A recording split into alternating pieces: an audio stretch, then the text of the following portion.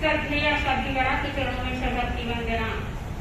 उपस्थित धर्म प्रेमी बंधुओं और बहनों, पॉल्यूशन महापर्व का ये तीसरा दिन आज हम सामायिक दिवस के रूप में मना रहे हैं। सामायिक का अर्थ है समता की साधना। जैन श्रावक के लिए सामायिक का अनुष्ठान एक महत्वपूर्ण अनुष्ठान कहा जाता है और इस अनुष्ठान को हर जैन धर्मावलंबी सोचता है कि मुझे सामायिक करनी चाहिए।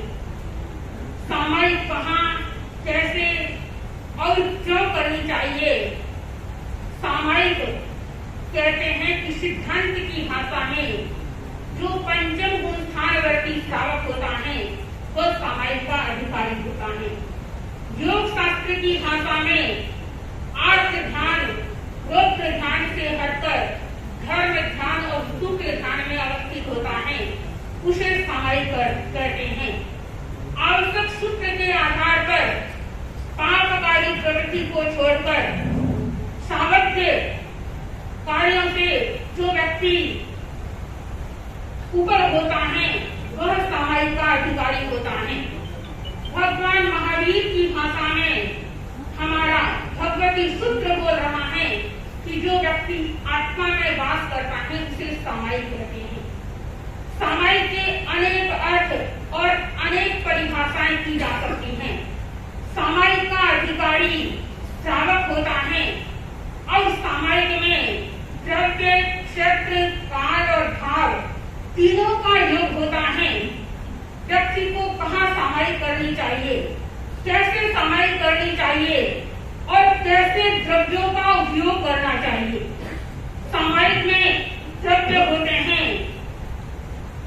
आसन, माला, मुखपत्रिका, कुंजली, ये सामायिक के कुछ द्रव्य हैं और इन चीजों को जो व्यक्ति सहेज के रखता है, हम देखते हैं सबसे पहले सामायिक में अनेक बार तब्दीली जी कहते हैं कि आप बाबू तो रोज बनते हैं, लेकिन जब सामायिक की अवस्था में व्यक्ति होता है तो एक बाबा का रूप धारण करता है और उसमें सबसे महत्वपूर्ण हमारा एक द्रव्य होता है मुखपत्रिका। अनेक भाई बहनों को मैं देखती हूँ, मुखपत्रिकाएं हर व्यक्ति की ऐसी होनी चाहिए जो बांधते ही सबको आकर्षित करे, लेकिन अनेक भाई बहनों के मुखपत्रिका का शुद्धिकरण की ओर उनका ध्यान नहीं रहता। पता नहीं मुखपत्रिका सफेद होती है, डोरा इतना काला कि पता नहीं कई कई दिनों तक या महीनों तक व्यक्ति धोता ही नहीं। तो हमारा सबसे पहला आभूषण सामायिक का है मुखपत्रिका, उसकी ओर हमें ध्यान देना है। आसन भी ऊन का, सूत का, ये आसन हमारे लिए महत्वपूर्ण होता है। माला भी स्फटिक की और वैजयंती माला, रुद्राक्ष की माला, सूत की माला, ये महत्वपूर्ण होती है। इन मालाओं का उपयोग किया जाता है। दूसरी बात आती है क्षत्र की। व्यक्ति को कहाँ सामायिक करनी चाहिए?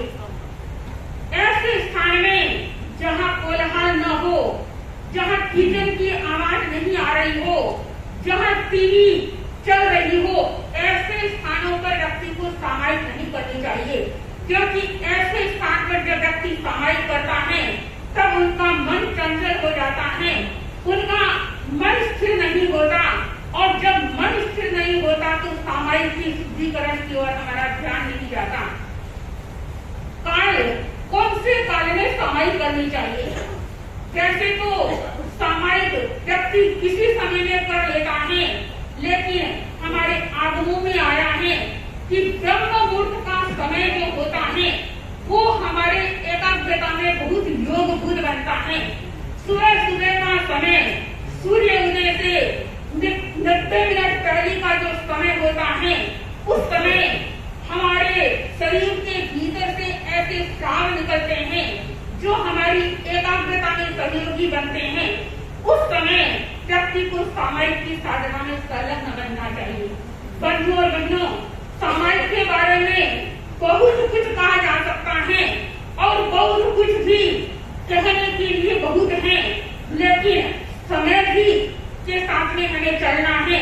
सामाजिक अनेक भाई बहन कहते हैं कि महाराज सामाजिक तो करते हैं, लेकिन हमारा मन नहीं लगता, मन कहीं कहीं भटकता रहता है। सामाजिक में 2 करण और 3 योग से की जाती है। 2 करण और 3 योग ये हमारे महत्वपूर्ण हैं। करो नहीं कराओ नहीं, ये 2 करण हैं और मन वचन और काया ये 3 योग हैं। लेकिन मैं कहना चाहती हूँ कि जब व्यक्ति सामाजिक में होता है तो उनका वचन योग और काया योग तो सच्चा ही है। मन योग चाहे कितनी देर करे या न करे, लेकिन वचन योग से वो किसी को गलत शब्द नहीं बोलता, काया योग से वो किसी को गलत कार्य के लिए प्रेरित नहीं होता।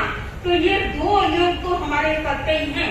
तो इसीलिए कहना चाहते हैं कि सामाजिक करेंगे तो निश्चित रूप से ये 3 योग की साधना हमारी स्थिर होगी और ये योग की साधना हमें कर्म बंधन की ओर से मुक्त करने की साधना है। सामाजिक वह व्यक्ति करता है और जब उनका मन चंचल हो जाता है, हम देखते हैं कि पुराने जमाने में अनेक बहनें सामाजिक करती थी, लेकिन सामाजिक के भीतर भी उनका मन बड़ा चंचल रहे। सामाजिक में बैठी थी, बहू रानी घर में नई आई हुई थी और बहू रानी फटाफट सुबह उठी और देखने लगी। पुराने जमाने में बाहर से पानी लाया करते थे। सासू जी सामाजिक लेके बैठे हैं, बहू रानी करेंगे के पास गई, मटकी उठाई और पानी लेने के लिए जाना था उसको, और वो इधर उधर देख रही थी और उसे गणना नहीं मिल रहा था। अब सासू जी सोच रहे हैं कि बहू रानी देख रही है और गणना उपलब्ध नहीं हो रहा है। तब कहते हैं कि सासू जी सामाजिक में भी मन अस्थिर हो